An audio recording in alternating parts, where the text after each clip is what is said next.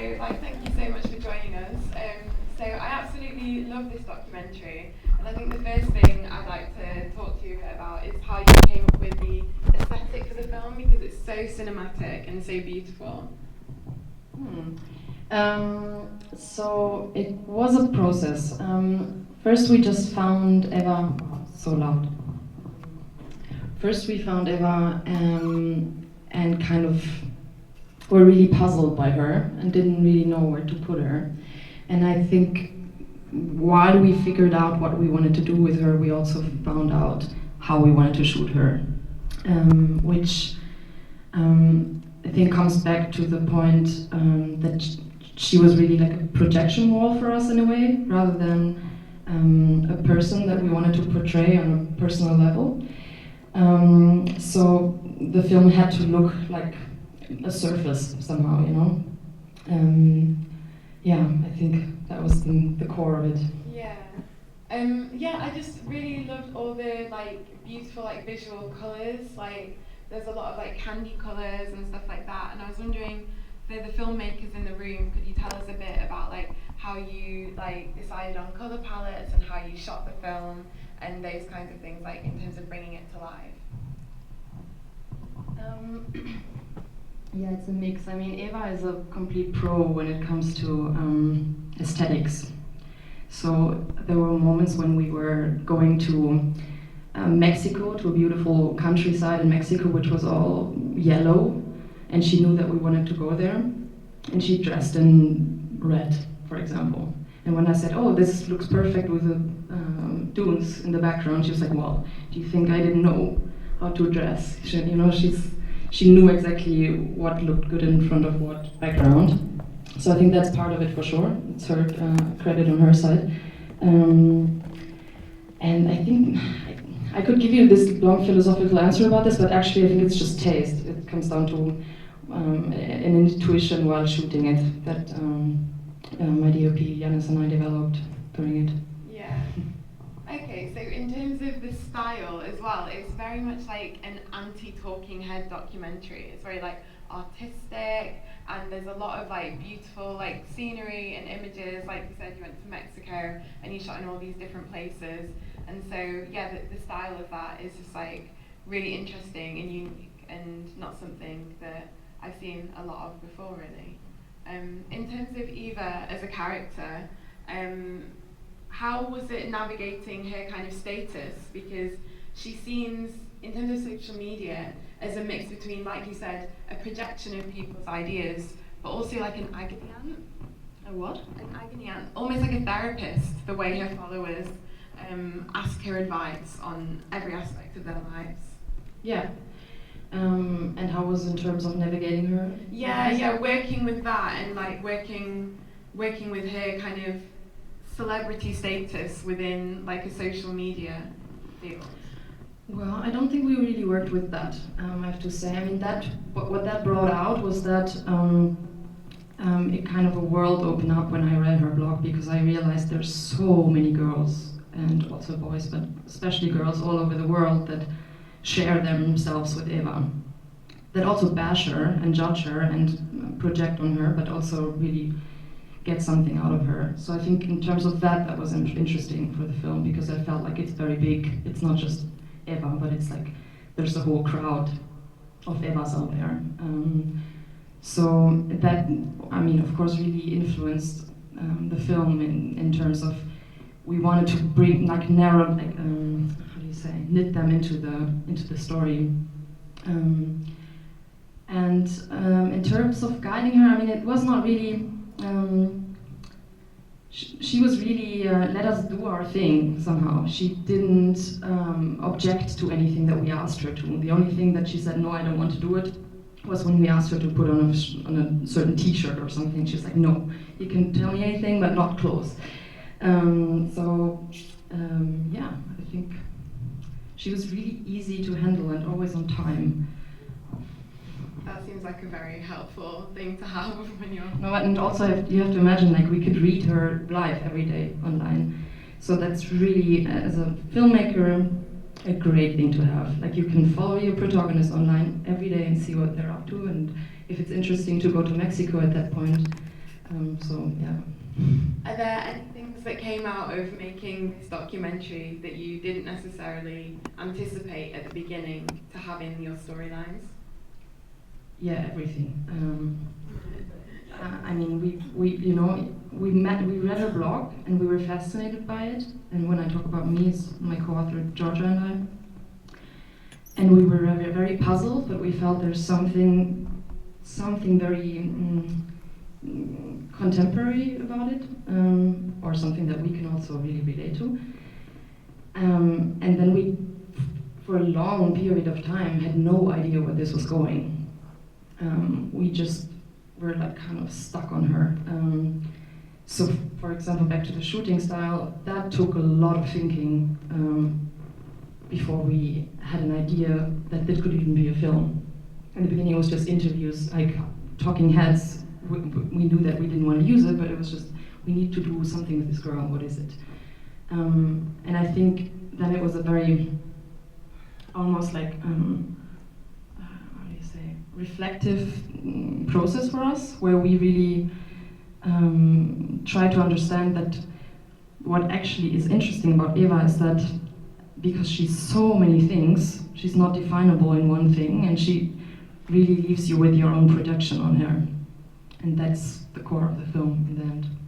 That's somehow what the film hopefully does to you as well. It throws you back on yourself and sometimes anticipates your projection of that girl in yourself, if that makes sense.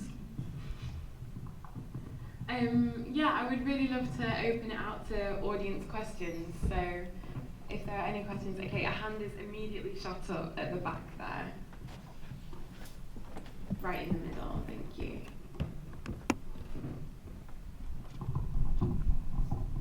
It's really loud, isn't it? Yeah.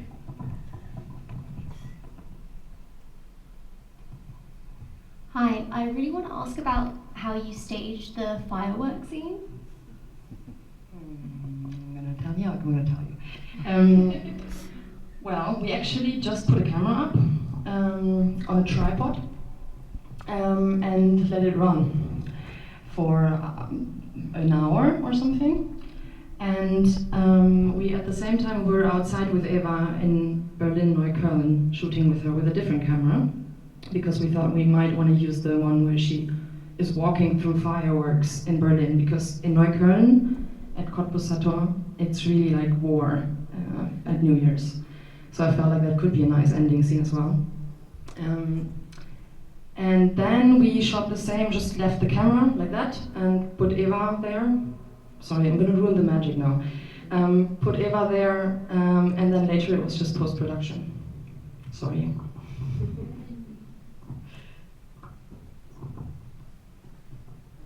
At the front right here. Right here in the middle, thank you.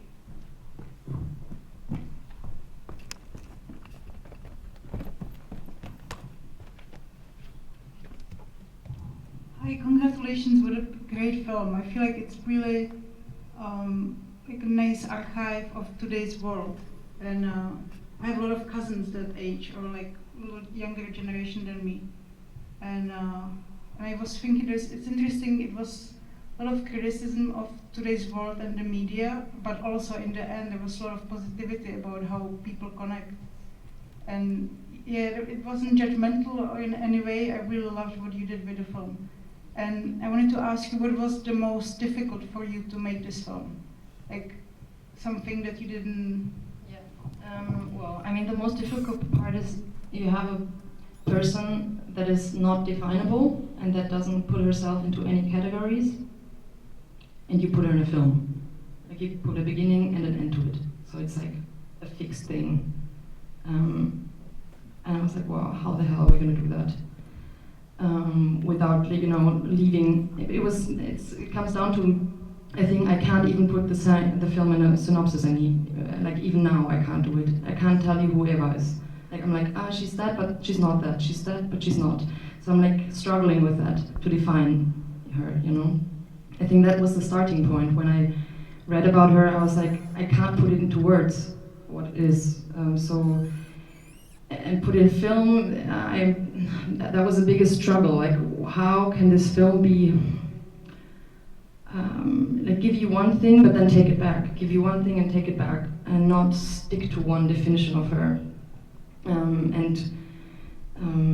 Yeah, it was this revelation, I think, to find out that we can work with the viewer more, and that the real storyline is not Eva's storyline, but the followers, like the text you see, and somehow the anticipation and the projection of the audience rather than Eva's life story.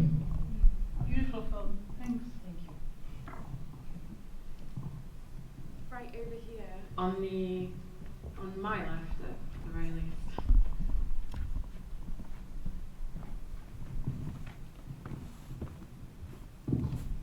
Thank you. Yeah, great film. I would agree. Also, something very contemporary and the young generation. And my question: how Eva is considering this film? What's her reaction, and maybe any impact to her life, her thoughts about herself after the film? So Eva watched it the very first time at the premiere at the Berlinale. Because at that point the film was, the edit was done, and the only thing she saw was sometimes some scenes for the voiceover, because we had to record the voiceover. And she rewrote it. I kind of took her blog and manipulated it, and then I gave it to her and said, write it in your way. And she, in the end, she sat with her mom in the Berlinale premiere, and she said, "It's great, I like it." You did a good job, guys, she said. No, I think she was really happy that it wasn't putting a frame around her, that it was actually more about the deconstruction of identity than an identity politics thing, which I think she was afraid of. She was every once in a while giving us a synopsis of the film during the shooting on the blog, not directly, but she wrote, this film is going to be that, this film is going to be that, just to let us know what it should not be. No, but she's really happy with it. She just saw it once. She's a big perfectionist, and I think if she saw it twice, she would start to want to rewrite everything that she, said out loud. And the way it impacted her, she doesn't really give a shit. Everybody can make out of her whatever they want somehow. It doesn't directly influence her life, but what happened, of course, is that she got attention. And for example, now she is acting in a movie that will be shot, I think, now in Berlin. Thank you. I have another question about, we'll come to you, we'll definitely come to you, we won't skip you out. I was wondering about how you shot the sex scenes and navigating the ethics of that, of her working with her clients, because I noticed that they were very intimate and explicit, but also really carefully framed and shot. So I was wondering how you did that and what kind of conversations you had in the run-up to them. Well, I think somehow what we always did with these scenes where we thought, okay, somebody might feel uncomfortable, was that we just put a camera again on a tripod, and we were just sitting like cats somewhere in the room, all of us, or somebody on the couch somewhere in the back, and holding the sound like that. So there were so many sex scenes that we shot, and that's just a few that ended up in the film. Eva doesn't care. Of course, the people need to feel comfortable that she sleeps with. But as she feels so comfortable, they kind of start to forget about the camera as well. We let the camera roll. And in this sense, Eva is a complicit a little bit. She kind of knew, okay, it would be great if she now slept with her boyfriend. And she was then teasing him a bit. There's a question. Hey, I just love this film. Great editing, beautifully directed. You have taste. But I just wonder, have you been criticized as well? And what has been the funniest critique? Oh, the funniest I can tell you, that was just recently in Munich. A guy asked me, why I didn't do it like Werner Herzog did. He said, why didn't you make her cry? Because Werner Herzog does it like, he doesn't just show the surface. It was this dialogue where I said, you know, I feel like I respect Eva in the sense that I only showed what she wanted to show, and I stay on this level, and I don't try to intrude and make it into like a drama or something, which I'm not interested in anyway, but it was just, yeah, for me very obvious that we work with her surface. And yeah, he said, Werner Herzog poked and made this one guy cry. Should have done the same.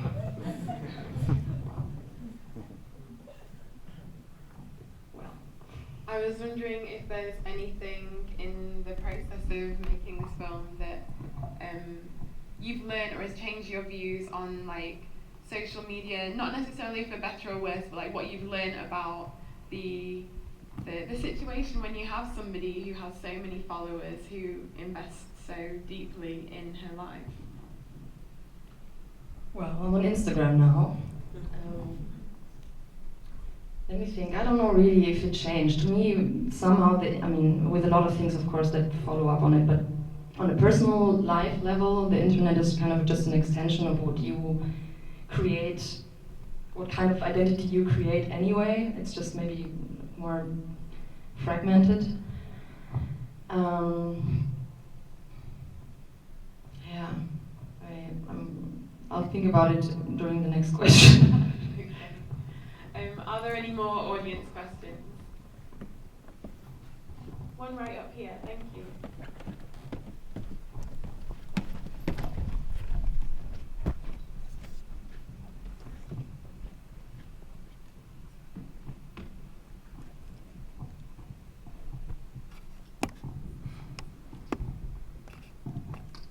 Hi, so I just want to say it's a pretty well put together documentary. So you were mentioning how you couldn't put together a synopsis even at this stage, and I think I can feel that just from watching the film throughout, because it's kind of all over the place, which I guess is kind of what her life is, or that's what you're trying to portray. I guess the main question I want to ask is, What's the film about? Is she still continuing to share her life like this right now? Has she stopped posting on social media? Because there was a bit at the end she said she's going to delete all her social media accounts and stuff. So is that the case? Or because you said she's moved on to doing some acting as well? Well, I mean, I think the point of what she said in the end is not that she actually deletes, but that there's, depending on the mood and the surrounding, she can go different ways, and they're all equally fine, but then one is very radical and the other one is just going to the beach. Yes, she actually stopped posting selfies because she said she's been tired of her face, maybe because she now also sees herself everywhere on our Searching Eva Instagram.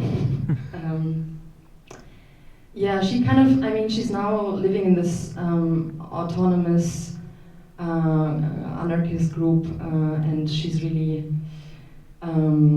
changed her life again completely, so I think she's just off internet a little bit more than usual, but I don't think she's ever going to really stop, because it's really her. I mean, she's a poet as well, you know, she's writing, she's constantly writing, constantly producing something, but she doesn't do it in a classical form. As publishing a book, for example. It's somehow she feels like it's ruining it for her, which I get now. Okay, so we're going to have to wrap up very soon, so I think we have time for one, possibly two questions. They're very quick, but we're coming to the end now. So yeah, any last questions? One right in the middle here, thank you.